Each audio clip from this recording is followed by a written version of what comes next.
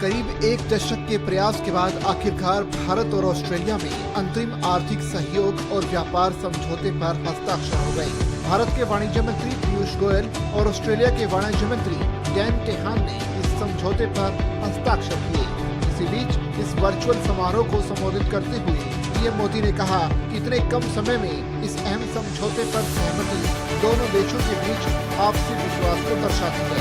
दूसरी ओर ऑस्ट्रेलियाई प्रधानमंत्री स्कॉट मॉरिसन ने कहा कि जब से दोनों देशों ने अपनी व्यापक रणनीतिक साझेदारी की घोषणा की है, हमारे सहयोग की स्पीड और पैमाना उल्लेखनीय रहा है। उन्होंने इसी के साथ भारत के साथ 28.2 करोड़ के व्यापार समझौते की भी घोषणा की।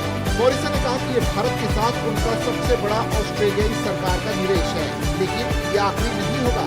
उन्होंने कहा कि समझौते पर हस्ताक्षर दोनों देशों के आर्थिक संबंधों के वादे को और पक्का करेगा।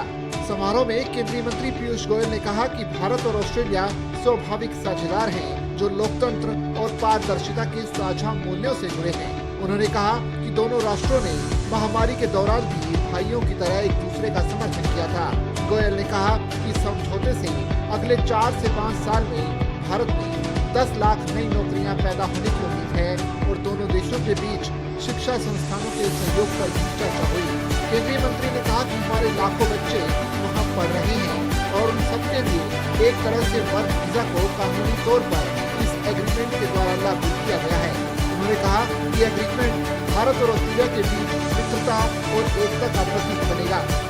दोनों देशों के बीच अंतरिम व्यापार समझौता लागू होने के तुरंत बाद चमड़ा, कपड़ा, आभूषण और मशीनरी उद्योगों के भारतीय निर्यातकों को ऑस्ट्रेलियाई बाजार में शुल्क मुक्त पहुंच प्राप्त होगी।